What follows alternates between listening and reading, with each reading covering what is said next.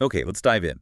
Today, we're turning our attention to, well, a pretty intense part of the text, Ezekiel chapter 7. hmm Intense is definitely the word.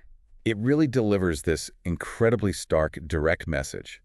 We're talking about impending judgment from the sovereign Lord aimed right at the land of Israel. Yeah, it set the scene full of warning and consequence.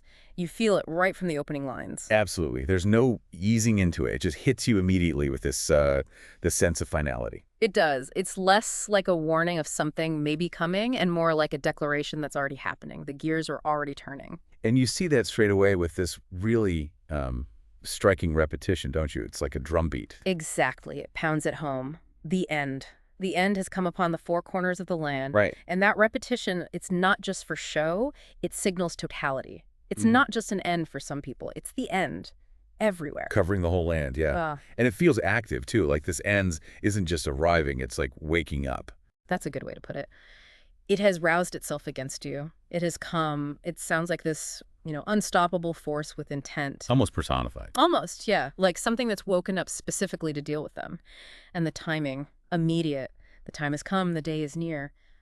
No room to breathe, really. And the feeling around that day isn't hope or anything positive. It's dread. Pure dread. There is panic, not joy, upon the mountains. It's a day of terror. And who's it for? It makes that clear, too. Yes, very clear. You who dwell in the land. It's comprehensive. Nobody living there is excluded from this message. Okay, so if this huge, unavoidable end is coming, the big question is, why? What's the reason behind it all? And the chapter doesn't leave you guessing on that. It links it directly to their behavior. Their conduct.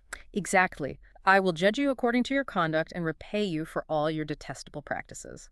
That principle just runs right through the whole chapter. Consequence follows action. And there's zero indication of mercy here. I will not look on you with pity or spare you. It feels incredibly firm. It is. The consequences for their actions, their detestable practices, as the text calls them, are unavoidable and severe. But what really stands out, I think, is the reason given for the judgment. It's repeated. Yes. This is crucial. It's not just punishment for punishment's sake. It keeps coming back to this phrase. Then you will know that I am the Lord. A recognition. A forced recognition, you could say, and later it puts it even more directly about the judgment itself. Then they will know that it is I, the Lord, who strikes the blow. So the terror, the disaster, it's meant to reveal who's ultimately in charge. Precisely. To leave absolutely no doubt about the identity and power of the divine judge. It's about creating this profound, undeniable realization through the event itself. Wow. And the description of what's coming is just chilling. Yeah. Disaster. An unheard of disaster is coming. The imagery is so potent. Doom has burst forth, and then that line about the rod. The rod has budded, arrogant has blossomed. What do you make of that? Well, it's this powerful metaphor, isn't it?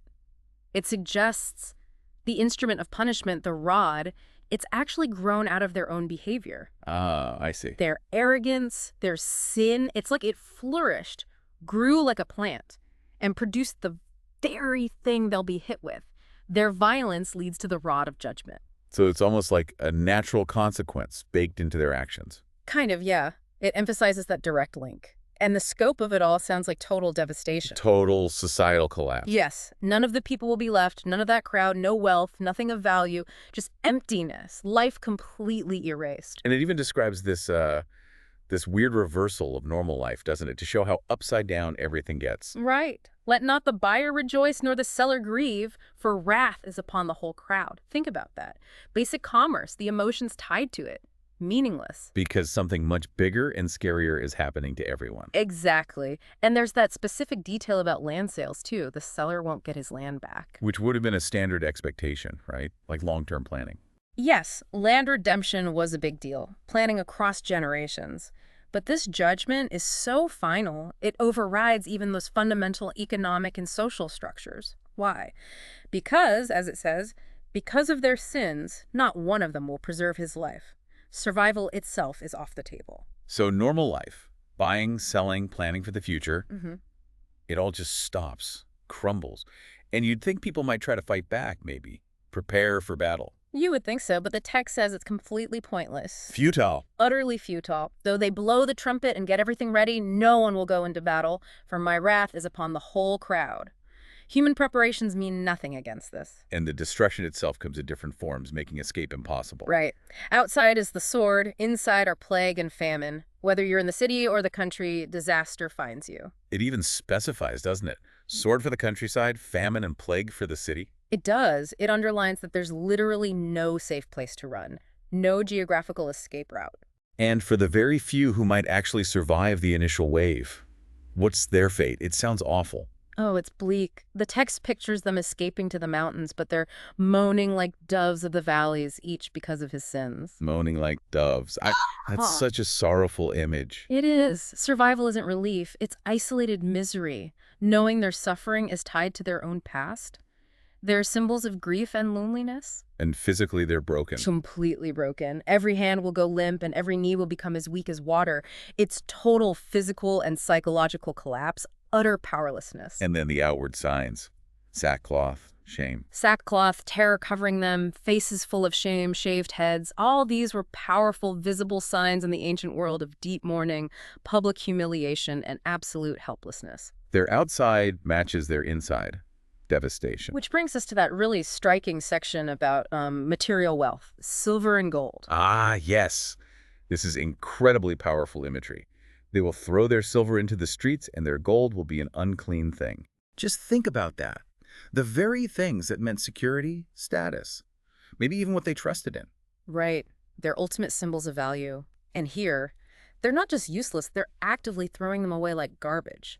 Worse than garbage, like something ritually impure, defiling. And the reason given is so blunt. So blunt. Their silver and gold will not be able to save them in the day of the Lord's wrath. All that accumulated wealth, all that perceived security, worthless when this hits. And it can't even meet basic needs, right, during the famine. Exactly. They will not satisfy their hunger or fill their stomachs with it. You gold can't become bread. It highlights the ultimate emptiness of trusting in just material things when facing an existential crisis. And the text connects that wealth directly to their sinfulness. Yes, it says it has made them stumble into sin. How? Because they were proud of their beautiful jewelry and then used those precious materials to make Idols. Detestable idols and vile images. That's the core of it. The very things they treasured and were proud of became instruments of idolatry, used to create false gods. So these cherished objects aren't just useless now, they're actually part of the problem. And the consequence. God says he will actively turn these into an unclean thing for them. What they valued most becomes repulsive. And it doesn't just get thrown away by them, there's another layer. Right. The final insult, almost. I will hand it all over as plunder to foreigners and as loot to the wicked of the earth, and they will defile it. Their treasures become spoils for their enemies, who will treat them with contempt.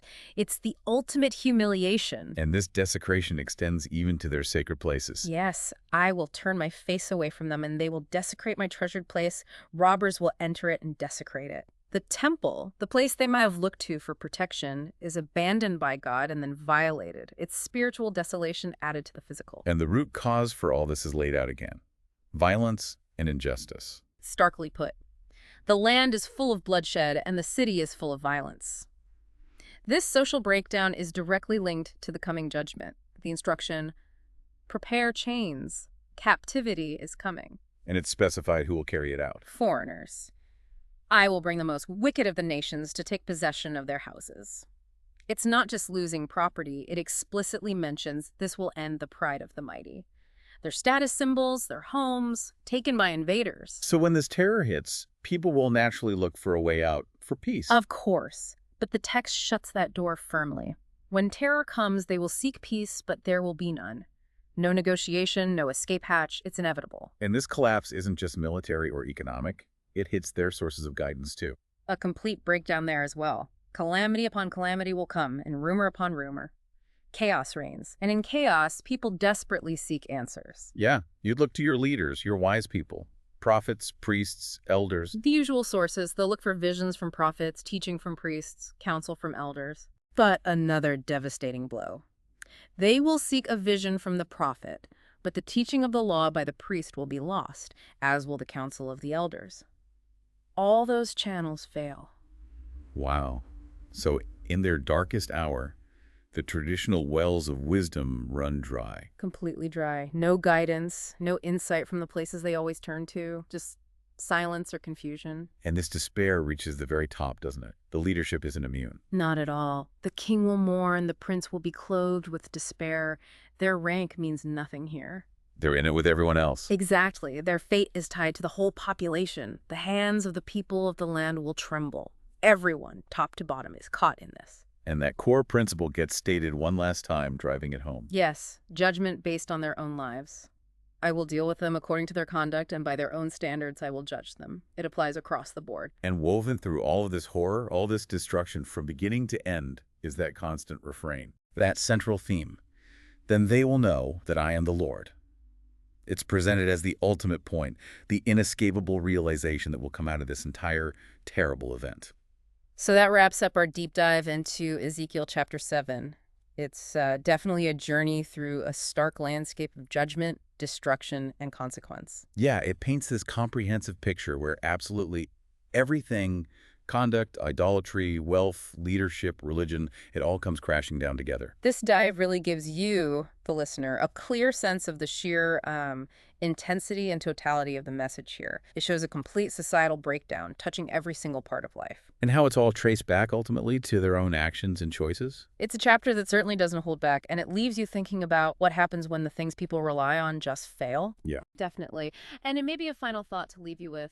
Consider again that image of gold and silver, the ultimate symbols of value, being tossed into the streets as unclean refuse, utterly worthless, even defiling in that ultimate crisis.